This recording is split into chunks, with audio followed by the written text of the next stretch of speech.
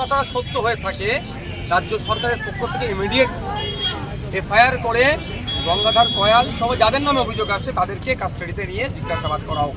আমরা চাইবো না এই ভোটে কোনো অশান্তি হোক, সে শুভেন্দু অধিকারীর মাধ্যমে হোক আর মমতা ব্যানার্জির মাধ্যমে হোক। কারণ লোকসভা বিধানসভা নির্বাচনে একটা ভয়েস না লোকসভাতে খেয়াল করছে না। মমতা ব্যানার্জি বলেছিল কি ওটা মমতা ব্যানার্জির ভয়েস ছিল, যে কোনো বলেছিল পুঁতে দে, এই ধরনের একটা কথা বলেছে। তারাও যেমন আমরা বিরোধিতা আজকে সভা থেকে কল্যাণ বন্দ্যোপাধ্যায় এবং কবির শঙ্কর বোসকে আক্রমণ করলেন, কিন্তু দেখা গেল দীপশিতার নাম নিলেন না। নরম মনোভাব দেখাচ্ছেন।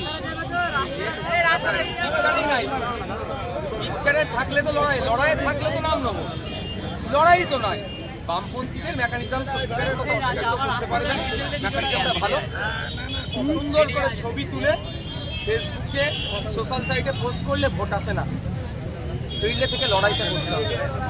2019 সালে এখানে প্রার্থী দিয়েছিল, ভোট পাওয়ার পর থেকে সিপিএমের কি ভূমিকা ছিল এই মুন্সিরহাট বাজারে অত্যাচারিত মানুষের পাশে দাঁড়ানো, মুন্সিরহাটের মানুষের প্রশ্ন করে ভোট চাইতে হবে না, ফিল্ডে নাই, পিকচারে নাই, ওইখানে নাম নেই। কল্যাণবাবু আর কবির শঙ্কর বাবু প্রাক্তন সচিব জামাই, তারা এই বিজেমূলকে হারাতে হবে। সেই জন্য ভোটটা আইএসএফের কাছে দিতে হবে।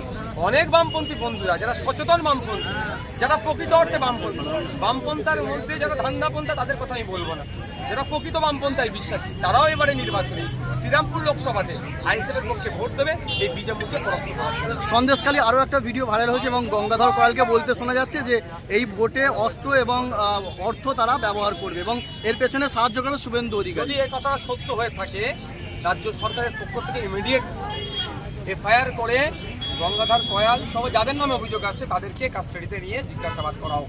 আমরা চাইবো না এই ভোটে কোনো অশান্তি হোক, সে শুভেন্দু অধিকারীর মাধ্যমে হোক আর মমতা ব্যানার্জির মাধ্যমে হোক। কারণ লোকসভা বিধানসভা নির্বাচনে একটা ভয়েস না লোকসভাতে খেয়াল করছে না।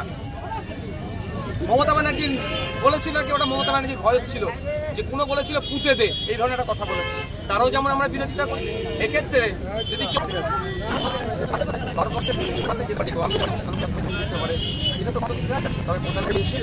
কথাগুলো আশা করবো ফিরে এসেছে তার খতিয়ানটা তুলে ধরবেন। বছরে 2 কোটি চাকরি দেওয়ার কথা